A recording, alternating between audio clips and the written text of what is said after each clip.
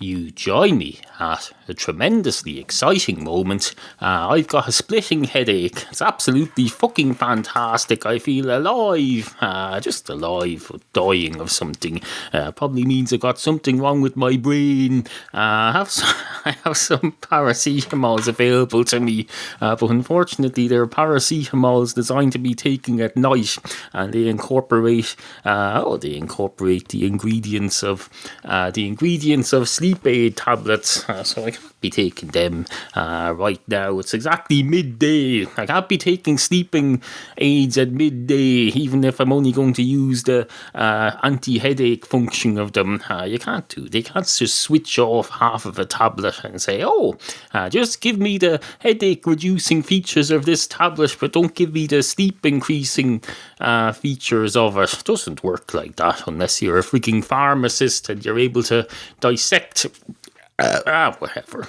Suffice to say, hello and welcome to this Wednesday's episode of Into Your Head Radio podcast online audio venture. It's absolutely fucking fun. We're getting closer and closer to number 600 now. I don't know if it's obvious. It should be when you look at the number. If you see it there, it says 593, although I believe some Apple programs remove the number, or they interfere with the title of the show when I put it up. Although now that you mention it, it's not the number they remove. They remove the bit that says into your head, or they remove the word show. If I put the word show in before the number, they remove that because the late Steve Jobs is an interfering, controlling cunt.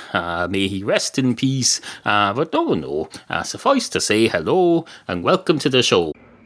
Oh, wait a minute, it's going into you. It looks like it's going into your head. I think it's going into your head. Oh, it's definitely going into your head.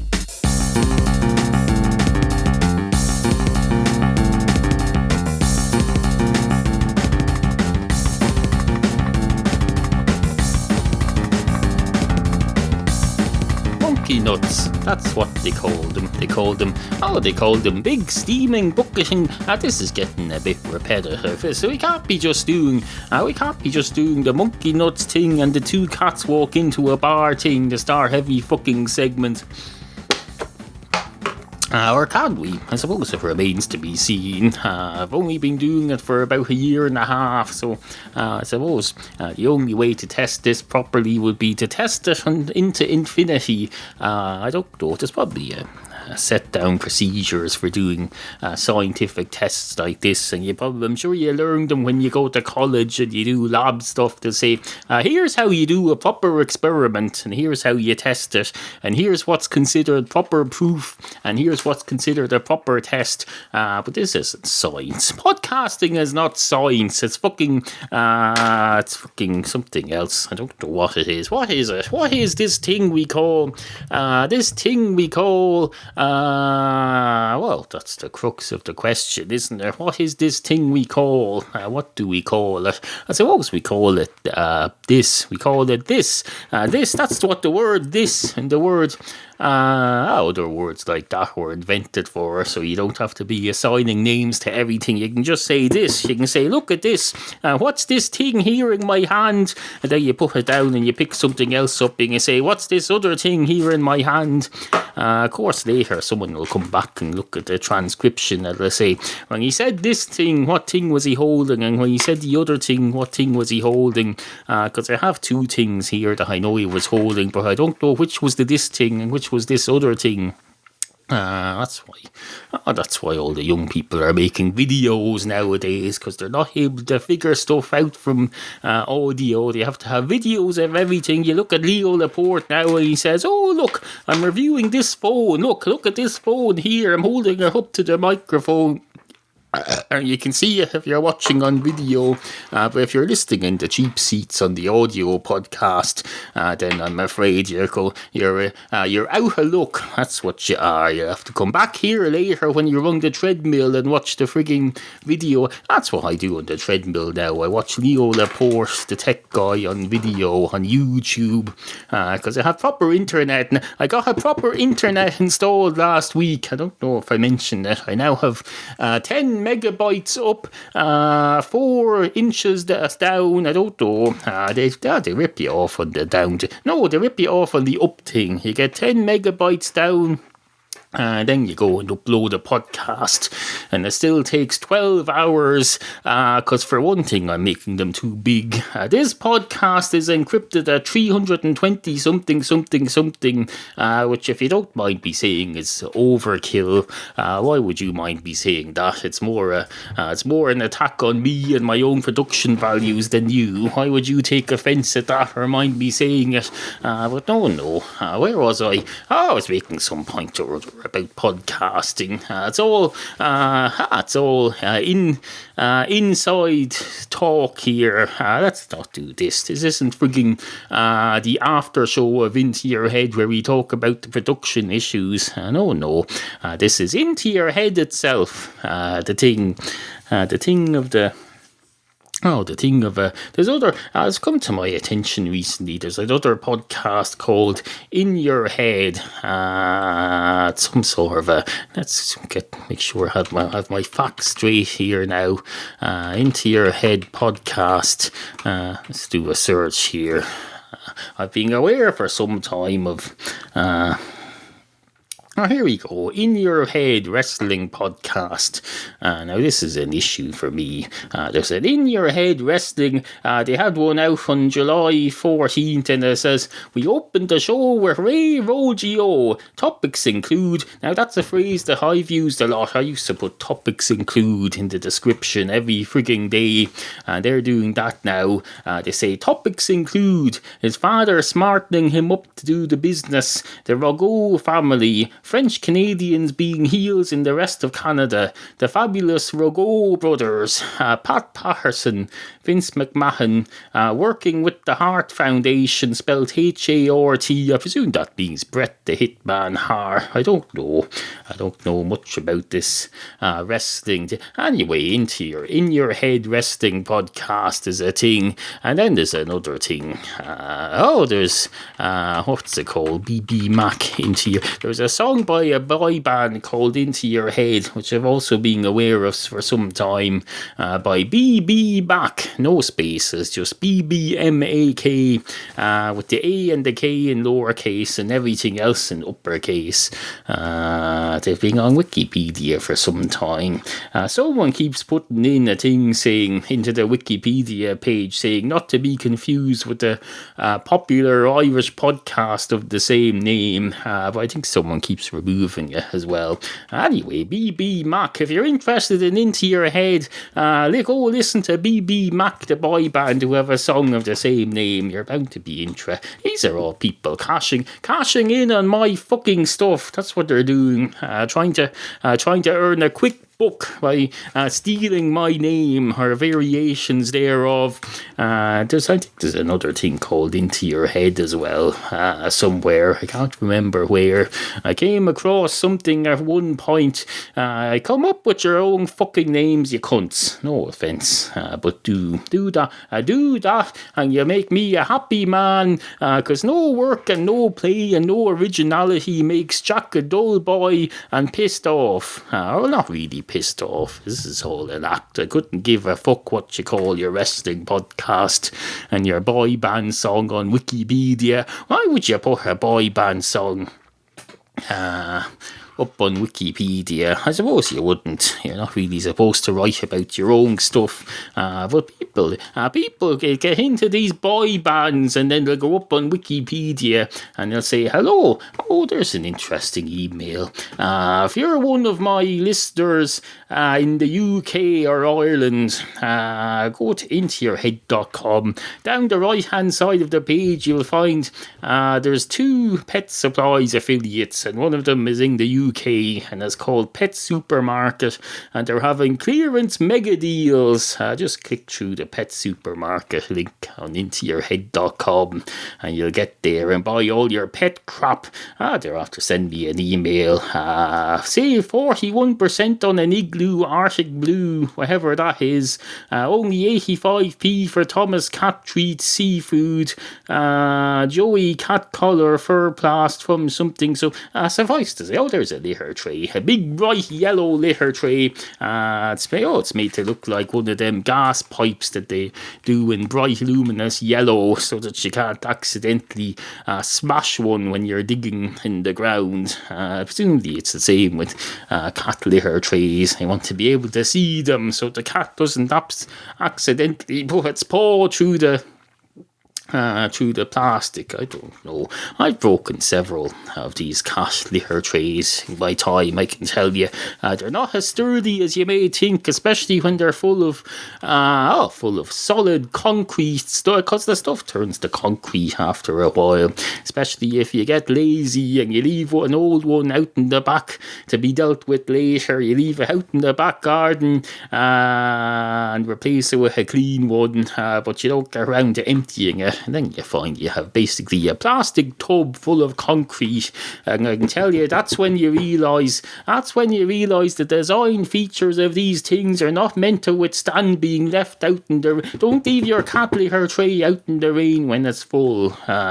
When you're instead of being, I don't know. And the other thing that happens, this is a bit boring, isn't it? Isn't this a bit boring? No offence to anyone who finds this interesting. I don't mean to critique your interests, but I predict that many of you will find this uninteresting and therefore will brand it boring, because that's what young people do now. Anything that's not automatically fascinating to them, they say, oh, that's boring.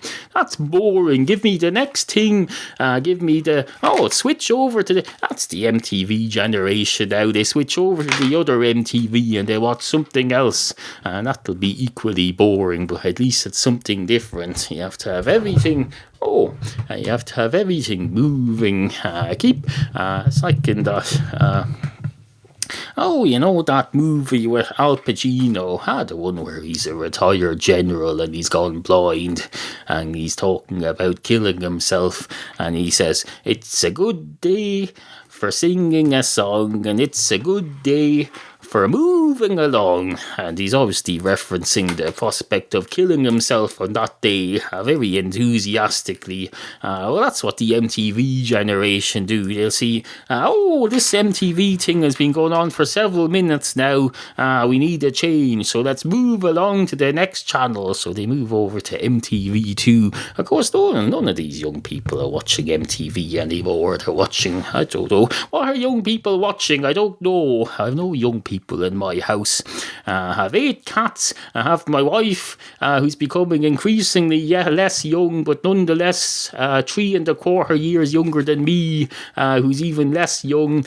So no, I've no way of knowing what these young people watch. I see them out in the streets, of course. I can observe them out in the streets in their natural habitat. But no, that doesn't give you any clue as to what they're watching. They don't bring their televisions with them. They might bring their iPadular telephones out, but they'll only be watching whatever is available over the phone internet system there. That doesn't give you any hint as to what they would choose to watch in the environs of their home sitting room, where there's a much wider range of television available. Not that I care very much. No, I don't care very much, and I'm sure they're not particularly bothered about whether or not I care, and frankly I couldn't give a shite whether they care about whether or not I care. And frankly, I smell piss. I think I've walked in something. I was out emptying the bin earlier. I think I walked in some cat piss on the grass or something. I don't know. I can't tell from this. I don't know. What's the world coming to? There's a question for you. What's the world coming to? What's it approaching? Because the world is moving through space at an inordinate speed, completely unnecessary, of course. But it's moving anyway. Because this was all set up long before we knew anything about the world. We didn't know that the world didn't need to keep moving round and round through the space at some ungodly speed speed. So when this was all set up and it was all set in motion, they just did it. They just assumed it was probably going to be necessary because you have to keep moving. They thought this was back in the days when people thought, if you sit still for more than 5 minutes, a dinosaur will creep up behind you and stab you in the arse and eat you. So they thought, well, the only way to survive in this world is for the planet to be moving through space and rotating every 24 hours as well, they thought. So God made the world like that. That's why we're flying through space. So where are we going? Where are we heading for? That's the question. We're going on a circuitous route. But what's one of these days the sun is going to blow up in a few trillion years. It's going to explode. And then where will we go? Because that'll mess up our orbit. Our orbit will change in accordance with the altered gravitational pulls. This will probably end up travelling a bit more than and fly off into some other solar system or something. I don't know if we even survive. It's hard to know. It's hard to know these things, It's hard to know. That's why Professor Stephen Hawking attracts so much amazement. People think, look at him, Christ, look at the state of him and his hair and his glasses, and he knows all that stuff. Christ, there's hope for us all yet. That's what they think. Rather simplistic attitude, if you don't mind me saying so, but don't shoot the messenger. Tá smaller chocked into your head. Hey, Into Your Head listeners. Do you ever shop at Amazon.com or Amazon UK? Get there through Neil's special Amazon links, and Into Your Head gets a generous cut. Every time. Just buy anything. It's that simple and doesn't cost you anything extra. Just visit intoyourhead.com/offers every time you're about to buy anything on Amazon and follow the special Amazon.com or Amazon.co.uk links to start shopping. Two cats walk into a bar. One of the cats straight away goes up to the bar and says, hello, how the hell are you, young barman, young underage barman, in fact, because you're underage, aren't you? You're far too young. You're far too young to be working here, if you don't mind. And that's coming from a 2-year-old cat, I'll have you know. Of course, a 2-year-old cat in dog years would be a lot more than that. I've got a fucking headache.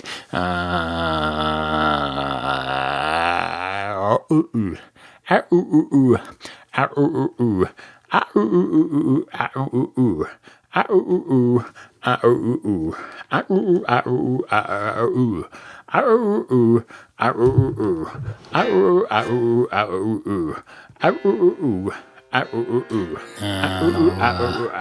you don't mind, I'm going to interrupt myself there because I don't think that's going anywhere. Not to be negative or not to be overly critical of my own past self, but I'm pretty sure now from this advantageous vantage point in the near future, just ahead of where that fella was recording that, I can now tell with quite some certainty, in fact, that wasn't going anywhere, because I'm not anywhere now. If the past was going anywhere with that, I'd be at my destination now, unless of course I turned back and gone back in the intervening time, but I'd know about that by now. That wasn't going anywhere, so I was right to interrupt it, although don't give me any credit for making that judgment, because as I say, it's quite easy to tell from here in the future.